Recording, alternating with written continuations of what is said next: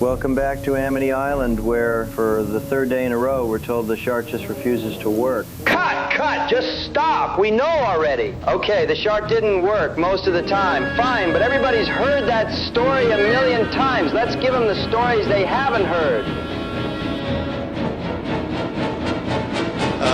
Welcome. This is the special effects part of our exhibit, talking about Jaws and other special effects scenarios. My name is Greg Nicotero. I run a special effects makeup studio. I work on The Walking Dead as a director-producer.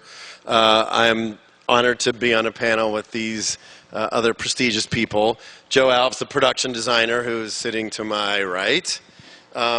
We also have Wayne Iacono, I hope I pronounced that correctly, who is a crew member on the show, still lives on the vineyard, does sound effects, worked on the camera barge. We have Rodney Fox, famed marine biologist and diver, and if you don't know who he is, I would be shocked and make you leave right now. We have Susan Lynn Murphy, of course.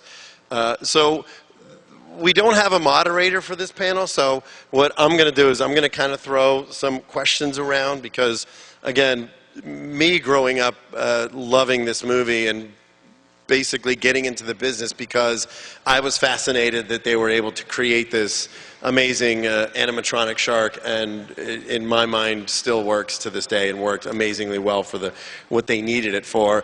It's just, it's really exciting to me. So one of the first things that I wanted to start talking about with people on the panel is, you know, these days we're so accustomed to, if you want to look at what a shark looks like, or you want to look at anything, you just type it up on the internet and it's there. Any reference that you would need. The first thing you do when you start working on special effects for a movie is you start doing research. You start looking up, what does alligator look like? What does a shark look like? You know, what kind of wounds? How do you do it? So I know for my purposes, that's the first thing that we do. So I wanted to talk to Joe and Rodney a little bit about the research that went into creating the shark, because back then there wasn't the reference readily available that there is to us today. Before the storyboards, I did concept sketches based on the galley sheets before there was a book published and before Stephen got involved. And if you look at them, they look more like Moby Dick because I didn't really have time to study sharks. I just needed concepts to show the studio. So then, as they approved the project, then I got serious about what a white shark looks like and what it can do. And so I went to various oceanographical institutes and ran into a young ichthyologist, Leonard Campagno, who has become quite well known in the industry. He was written up in the Smithsonian last year, and he does mention his involvement in Jaws. Anyway, Leonard worked with me on the original 4-foot clay model that I made. And as we discussed the possibility of building this thing, and I brought Bob Matty into it, we knew that we could do a left to right shark, a right to left shark, a shark on a platform, but there are certain things that we couldn't do. The shark swimming away, a full shot of the underneath the shark, all those various things, and we didn't have CGI where you could adjust those mechanical objects that were in the way. So at some point in the research, I came across Blue Water White Death. Ron and Valerie Taylor had done it in Australia.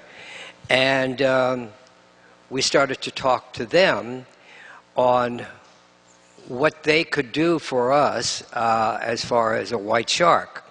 We wanted a 25-foot shark. They said maybe a 16-foot shark is what they could produce. And so we went about taking a small person and making a scale thing to get that relative size relationship. So I think I'll turn this over to the gentleman that actually was there, Ronnie Fox. How's that? Can you hear me from there okay? Yeah, my my experience with sharks and the Jaws movie started probably 8 to 10 years before the movie was produced. When I was badly attacked by a great white shark, I wanted to know how I could go in and have a look at these so-called man-eaters that would bite you as soon as they saw you. And when I was going through the zoo at one stage, I saw that the lions and tigers were behind bars in a cage. And I thought, maybe I can reverse that. I'll get in the cage, we'll put the cage over the side of the boat, and I can have a look at these big sharks and see if I want to, and whether I can go back in the water again, because I knew I couldn't live through another shark attack. We'd made several films, including Blue Water, White Death, with my cages, and just documentaries. Blue Water, White Death was the biggest. And then I got a phone call from Hollywood. And I thought, gee, I've made the big time now. And I'm not sure whether it was Joe or who called me at this stage, but they wanted me to organise an expedition for 6 weeks. They wanted to use my cages. I hired out my 20-foot abalone boat, because I was an abalone diver, and that particular boat was underneath, was exactly half the size of the orca in the movie. And as it was just explained, our sharks were 14, 15, 16 foot long, and if everything in the photograph was half size, it'd make the sharks look twice as big. So I organised motherships and my small boat.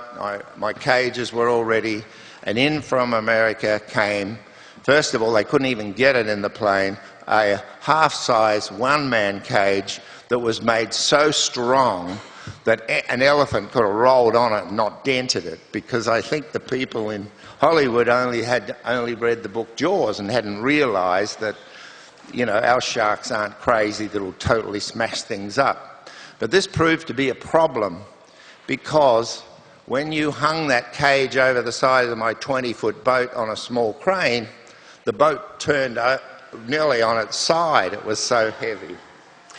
But the plane arrived, and what came off the plane... You know, we have to make it strong. It was strong, all right. When they came off the plane, there arrived a very small man, a sort of a midget, but perfectly proportioned little fella, and the director and Ron and Valerie Taylor, who were going to do the filming. And that evening, my wife and I had a dinner party, and in 16mm film, on a bed sheet on the wall, we're showing them some of the crazy footage and the things that sharks do. And in the middle of that dinner party, or just as which finished the film, the little guy Carl Rizzo comes up to me and he said, "When they pump oxygen into me, is it pushed in or do I suck it?" And I realised then he had absolutely no idea of diving, none whatsoever. But he told me he was an expert. Well, when we found his him. agent probably told you he was an expert. Stunt people have a way to get a job. You could do anything, you know. We had a kid on Jaws 2. We cast, and he was supposed to be, and the sequence was swim, Ronnie, swim, and when we got there to shoot it, the kid couldn't swim. So that happens. That's sort of Hollywood's thing, you know. So we decided next day we'd take him down and give him a few quick lessons. And as was explained last night, and he came out dressed perfectly. He had the perfect little wetsuit. His scuba tank was half size. His lead weights were exactly half size. The knife was half size. The fins were half size. The regulator was half size. And it was a small tank on his back. It looked absolutely perfect. It wasn't easy.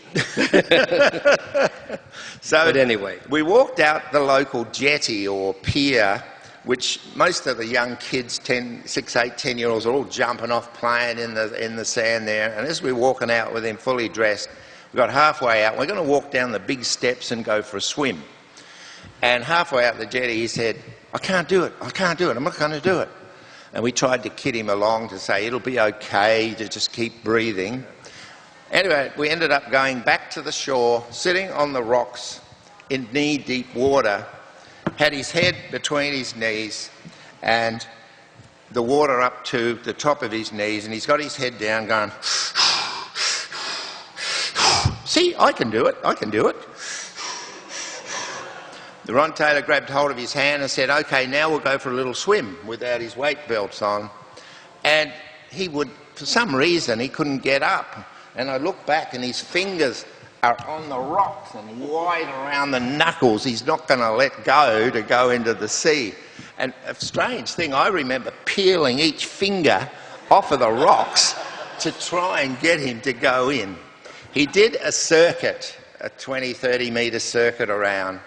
And he said, I'll be all right, I can do it, I'll get in the water at the time, I can breathe. So he didn't want to hold up the film crew. So then we went out to sea, and they'd sent with us the storyboard, such wonderful stories of pictures, exactly the footage that they need, which was really very good. Except it seemed like it would be great in a pond or a pool, but when you're out in the sea with the 2 metre tides and strong winds and sharks that won't do right-hand circles around the cage, it's quite difficult. So for 3 or 4 weeks we filmed all the things that were needed, and I had to lower my cage down. And then the sequence came when, a really good time, when Carl had to get in the little cage and be lowered off the side of my boat. My little boat was on the edge of the mothership, just hanging off. The big cage was lowered down with Ron Taylor in it filming up. And if you can imagine, you've just got a black hull with a cage going over the side and big sharks swimming around and round. And so for the first time, we put the big cage on my boat. It turned sideways and quite a bit, but I lowered him down 2-3 feet because there was a big shark swimming around and round. And I could see I was in charge of him and trying to look after his responsibility, and he seemed to be okay. The bubbles were coming regular, which means you're breathing. And we lowered him 3 or 4 feet down, and because the boat was on such a tilt, I was busy pushing scuba tanks and fuel tanks into the side, lead weights, anything to try and get the boat equal. When Ron Taylor came to the surface, he said, "Pull up Carl, he's drowning, he's drowning." So I winched him up to the surface, but if I winched the cage any higher, it just kept turning the boat on its side. So I opened up the door and tapped him on the head, and nothing happened. I tapped him on the head again, nothing happened. So I put head over the side with the stomach over the gunnel. I put my arms under his and I lifted. But he's got hold of the cage and it weighs 300 pounds. So my head's bobbing in and out in the water, and I don't know whether he's drowned or not, so I hit him on the hand hard, and he jumped up into the air, and you can imagine this slippery little wetsuited guy like this with a scuba tank come right out on top of me, and we crashed into the bottom of the boat, wriggling and squirming. And I said to him, "What's the matter? What's the matter?" And he said, my mask, it was filling up with water." Nobody had taught him to clear his mask. And he thought, as it slowly came in around his nose, when it got to the top, he was going to drown. We had to explain to him with a bucket of water again how to breathe and how to clear your mask, and we gave him lessons, and we said, "Why don't you lay on the back deck, on the step, on the, what do you call it, a deck duckboard, I think, yeah. And stick your head over and have a look at the sharks and breathe a bit." He was a bit too scared to try that, so we gave him a bucket of water to try it with. But there's a couple of other stories. Shall I go on with those? Or? Yeah, you know, this is interesting because, you know, I was very involved with Jaws for all these years. And we, at this point, didn't know exactly what we could get or what we couldn't get. So we were hoping for the best. But I've never heard these stories. I just heard Frank Arrigo was production manager, actually my mentor in the art department, went down there and he was a gentleman putting it all together. And I think he came back sort of embarrassed by the whole thing and just said, yeah, the guy couldn't do it. And so these are all new stories to me because I thought he just sucked up all the air out of his small tanks. Thank you for joining us on this chapter of Echoes of Amity. To hear more of Rodney's stories from Australia, stay tuned. In the meantime, click here to watch another episode or dive into the full series playlist. And if you haven't already, like the videos and subscribe so you don't miss the next wave of Amity's history.